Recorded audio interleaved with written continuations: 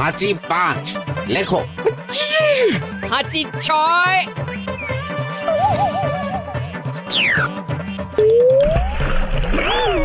যা। চাকিরে শুনেছিলাম কৃষ্ণনগরের মন্ত্রীটা মাথা মোটা, প্রমাণ হয়ে গেল। জল থেকে উঠবে যখন ঠান্ডা লেগে হাঁচি তো আরো বাড়বে। জলে বুড়ি উঠছে, বেটা জলের তলায় তলায় হাঁচছে। হাঁচি 7। এখনো তো ফিরলো না, বেলা গড়িয়ে দুপুর হয়ে গেল। ভাববেন না রাজামশাই, আমরা যারা যারা এখানে এসেছি সবাই ধড়িবাজ লোক, মন্ত্রীর হাঁচি নিংড়ে নিয়ে ফিরবে। ছি ছি ছি ছি ছি ছি ছি ছি ছি। কি হলো গোপাল? আমরা কৃষ্ণনগরের প্রবাদ প্রতিম আতিথেয়তার অসম্মান করেছি মহারাজ। কেন? কিভাবে? কখন? এখন মহারাজ, এখন এনারা সেই সুদূর মুর্শিদাবাদ থেকে এসেছেন, আর আমরা এতক্ষণ শুধু অন্য কথাই বলে চলেছি, এনাদের আপ্যায়নের ব্যবস্থা করিনি। তাই তো। মহারাজ আপনি ব্যস্ত হবেন না। এই কে আছো? শোনো, এদের রাজ অতিথিশালাতে থাকার বিশেষ ব্যবস্থা করো। এদের খাবার যাবে মহারাজের পাকশাল থেকে। এদের সব সুবিধে অসুবিধে দেখার জন্য দাস দাসী নিযুক্ত থাকবে। চলো হে চলো। আরে দাঁড়াও সর্দার, হ্যাঁ বলুন। তোমাদের তো আবার গোপালের কথা শোনা বারণ। আমার ব্যবস্থায় বোধহয় তোমরা থাকবে না। বাদ দিন তো, আসলে ভয় ছিল আপনার বুদ্ধিকে, আর ভয় নেই। কেমন আগু পিছু বিচার না করেই বলে ফেললেন এখানে কেউ হাঁচে না। বুঝে গেছি, আসলে গোপাল হলো গল্প। চলো হে চলো, ও বড্ড খিদে পেয়েছে। প্রহরী, এই সর্দারের দলের বাকি লোকগুলো এলে এদেরকেও অতিথিশালায় নিয়ে যেও। হ্যাঁ আচ্ছা। এ কি গোপাল, এই রক্তচোষাগুলোর জন্য তুমি রাজনিবাস আর রাজভোগের ব্যবস্থা করে দিলে? গোপাল কার পক্ষে মহারাজ? এতক্ষণ গোপালের সব কাজ তো কৃষ্ণনগরের বিপক্ষে গেল। বটেই তো, আমি মনে মনে গণনা করে দেখলাম গোপালের শুল যোগ শুরু হয়েছে। আগামী 1 যুগ ধরে গোপাল যেখানে থাকবে সেখানে রাহুর প্রকোপে দুঃখ দারিদ্র মহামারী একসঙ্গে এসে ধরা পড়বে। বসে বসে গেম খেলে শুরু করুন আয়ের যাত্রা। দারাজ প্লে বাংলাদেশের সেরা গেমিং প্ল্যাটফর্ম। লগ ইন করলে এবার 100 CNT ফ্রি স্পিন, প্রথম ডিপোজিটে 150% বোনাস, দৈনিক 200% বিপিএল এর স্পোর্টস অ্যাওয়ার্ড বোনাস পান। স্পিন করুন এবং জিতুন আইফোন 17 প্রো ম্যাক্স। বিপিএল এ খেলেন 9,60,00,000 টাকা জিতুন। জিতে টাকা বিকাশ নগদ রকেটের মাধ্যমে উইথড্র করুন। তার দেরি কিসের? আমার কমেন্ট বক্স থেকে এখন রেজিস্ট্রেশন করুন দারাজ প্লে। গোপাল কখনো কৃষ্ণনগরের খারাপ ভাবেনি। সে যখন ওই রক্তচোষাদের রাজভোগে রাখার ব্যবস্থা করেছে, তখন বুঝতে হবে এর মধ্যে একটা ঘোরতর পেঁচ আছে।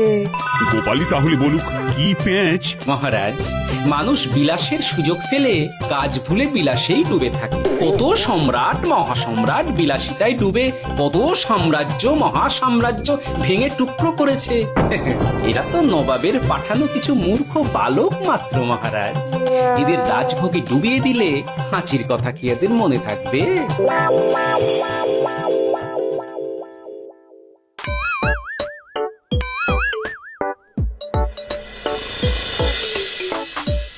কি ব্যবস্থাপনা সব ঠিক আছে তো? হ্যাঁ হ্যাঁ, খাসা ব্যবস্থা হয়েছে। আপনারা আমাদের অতিথি বলে কথা, আরাম করুন।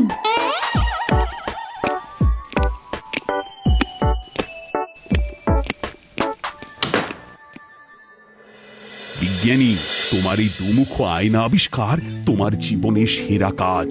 একদিক দিয়ে আয়না, অন্য দিক দিয়ে কাঁচ। কেউ জানতেই পারবে না যে তার উপর নজর রাখা হচ্ছে। অনবদ্য অনবদ্য। মহারাজের জয় হোক। কিন্তু মহারাজ, এই কৃতিত্বের মূল ভাগীদার আমাদের মন্ত্রী। তাই নাকি? হ্যাঁ মহারাজ, মন্ত্রীর দুমুখ কাজকর্ম দেখেই দুমুখ আয়নার কথা আমার মাথায় আসে। মুখ সামলে কথা বলো বিজ্ঞানী। ওরা শুনতে পাচ্ছে। যা চেঁচালেন 20 ইঞ্চির দেওয়াল ভেদ করে ওদিকে চলে যাবে কথা। এই কে যেন কাকে মুখ সামলে কথা বলতে বললো? ওই ওই বাইরে কেউ বলেছে। এই তোমরা সবাই শোনো, অতিথিদের যেন আদর যত্নের ত্রুটি না হয়। আমি আর যাই, কাল সকালে আসবো, কেমন? গোপালকে নিয়ে নবাব আর উজির যেমন ভয় দেখিয়ে দিয়েছিল, গোপাল কিন্তু সেরকম নয়। এই তোরা কি বলিস? না না না না না না, গোপাল একটু ওই হাবা গোবা আছে দাদা। দেখো দেখি কেমন বুক পেতে দিয়েছে, এবার ওদেরই বুকে বসে ওদেরই দাড়ি ওপরাবো।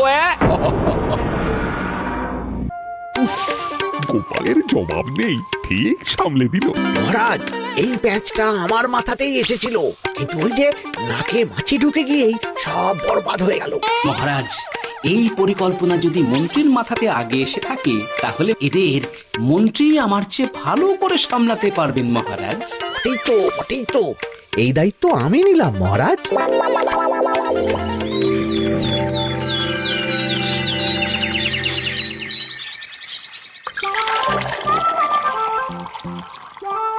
আহা, সকালে ঘুম থেকে উঠে এই রকম বেলের পানা যেন স্বর্গের অমৃত। আছে আছে, আরো আছে। পানীয়, খাদ্য, আরাম, আয়েস যত চাও তত পাবে। এ কি, আপনি গোপাল কোথায়? মহারাজ বিবেচনা করে দেখেছেন যে মহামান্য অতিথিদের পরিচর্যার ভার গোপালের মতো একজন ভাঁড়ের পক্ষে বহন করা সম্ভব নয়, তাই এই দায়িত্ব আমাকে দেওয়া হয়েছে। কিন্তু কোনো কিন্তু নেই সর্দার, আমি যে খানা পিনা নাচা গানা আমোদ আহ্লাদের ব্যবস্থা করেছি দেখে তুমি চমকে যাবে। দেখা নয় বিজ্ঞানী, এবার শুধু কাজের সময়। কাল মন্ত্রীর উপর ওদের ভার ছেড়ে দিয়ে কৃষ্ণনগরের যে সর্বনাশটি করেছো, কোনো কাজ করে আর সেটিকে সামলানো যাবে না। হ্যাঁ, আহা, তোমার দেখছি মন্ত্রীর উপরে একটুও আস্থা নেই। ঠিক কি প্যাচ করছো বলো তো? প্যাচের কথা পরে হবে, তোমাকে যত তাড়াতাড়ি সম্ভব হাঁচির ওষুধ আবিষ্কার করতে হবে। হাঁচির ওষুধ? হ্যাঁ, হাঁচির ওষুধ। ওভাবে দেখছো কি বন্ধু, তোমাদের কাজের সব দায়িত্ব এখন আমার কাঁধে। তোমরা আমোদ করবে আর আমি কর আদায় করে তোমার হাতে এনে তুলে দেব। সর্দার, এর মধ্যে একটা চাল আছে মনে হচ্ছে। কি আর আমি বুঝিনি। এখন কি করবে? বিশ্বাস করে আদায় উসুলের ভার এর উপরে ছেড়ে দেবে? পাগল নাকি? মন্ত্রী মশাই, বলো বন্ধু। বলছিলাম আর দেরিতে কাজ কি?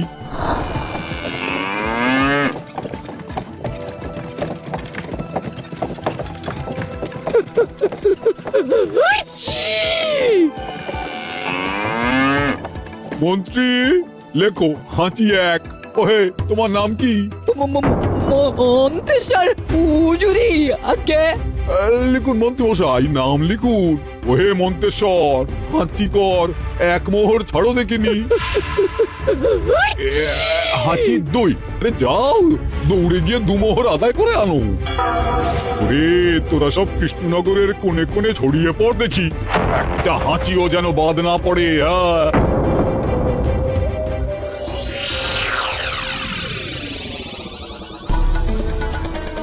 এটা হুজুরে আলা বর্ধমান, খাম্বাস এবং কৃষ্ণনগর থেকে। চমৎকার চমৎকার, তাহলে গোপাল কিছু করতে পারেনি, আমাদের যুব শক্তি কৃষ্ণনগরকে পুরো নিংড়ে নিয়ে আসছে। মহারাজ কৃষ্ণচন্দ্রের একটা আবেদন আছে জানাব। এই হাঁচি করের 30% যদি ওই রাজ্যকে দেওয়া যায় তাহলে আদায় উসুল আরো ভালো হবে। ওরা বলেছে যে আপনি যদি 30% দেন তাহলে কর আদায় একেবারে জান লড়িয়ে দেবে। মঞ্জুর মঞ্জুর। আর একটা আর্জি আছে হুজুর, কৃষ্ণচন্দ্র কদিন বাদে নবাবকে কৃষ্ণনগরে আমন্ত্রণ জানিয়েছে। কেন? কৃষ্ণনগরে নবাব এবং তার উন্নয়ন উপলক্ষে এক মহোৎসব হবে। সেই সঙ্গে শহরে থাকা ইংরেজদের কাছেও নবাবের সৈন্য বলের এবং নবাব ও কৃষ্ণনগরের মধ্যে পারস্পরিক ভ্রাতৃত্বের সম্পর্কের বার্তাও পৌঁছে দেয়া যাবে। নবাবের অধীনস্থ রাজারা নবাবের শত্রু, এই রকম একটা ধারণা থেকে ইংরেজরা ইদানিং বেপরোয়া হয়ে উঠেছে, তাতে লাগাম উঠবে। বহুত খুব, মঞ্জুর মঞ্জুর মঞ্জুর।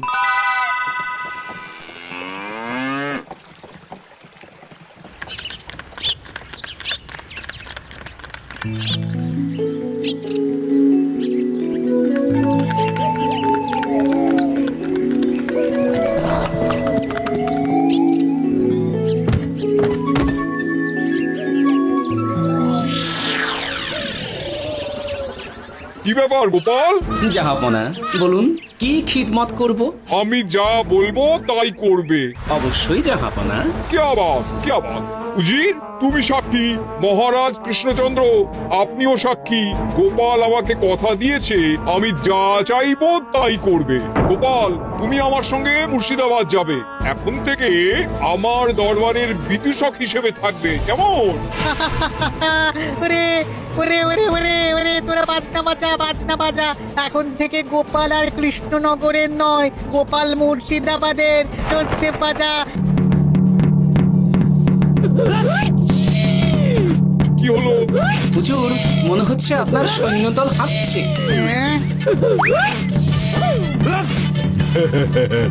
হুজুর, হাঁচিগড়ের বন্যা সব সৈন্য 10-12টা করে হেঁচে ফেলেছে। মানে প্রচুর মোহর হয়ে গেছে আর বাড়ছে। আমার হাঁচিগোনার দল একটা হাঁচিও বাদ দেবে না। মোহর রাখার জন্য নতুন পোশাকখানা বানাতে হবে হুজুর।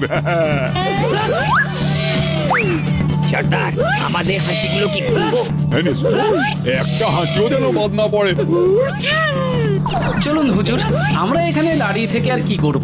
ওরা হাঁচুক আর হাঁচি গুনুক। চলুন নবাব বাহাদুর, আপনার জন্য কৃষ্ণনগরের রাজাদিত্য অপেক্ষা করছে। হুজুর, আমার মনে হয় আমাদের কৃষ্ণনগরে এখন আর দেরি করা উচিত হবে না। আমরা সোজা শহরের দিকে রওনা হয়ে যাই। শহরের ইংরেজদের শিক্ষা দিয়ে ফেরার পথে আমরা কৃষ্ণনগরের আতিথ্য গ্রহণ করব। সে কি মহারাজ, নবাবের মতো কর্তব্যপরায়ণ ইনসানকে তার কর্তব্য পালনে বাধা দেবেন না। আমরা ওনার শহর থেকে ফেরার অপেক্ষায় থাকবো। ঠিক, আমার এক্ষুনি শহরে যাওয়ার দরকার। ইংরেজরা সব নিয়ম কানুন ভেঙে চুরে যা ইচ্ছে তাই করতে আরম্ভ করেছে। উচিত সৈন্যদের ডাক দাও, চলো রওনা হই। কিন্তু জাহাপনা, আপনার সৈন্যদের থেকে পাওনা মোহরগুলো এতক্ষণে যা হেঁচেছে, লাখখানেক মোহর তো হয়েই গেছে। ওটা আমরা নিজেদের মধ্যে বুঝে নেব। কিন্তু ওই করের 30% যে কৃষ্ণনগরের পাওনা। পেয়ে যাবে। শহর থেকে ফিরি আর একটা কথা, হাঁচিকর ব্যবস্থা এখন থেকে উঠে গেল।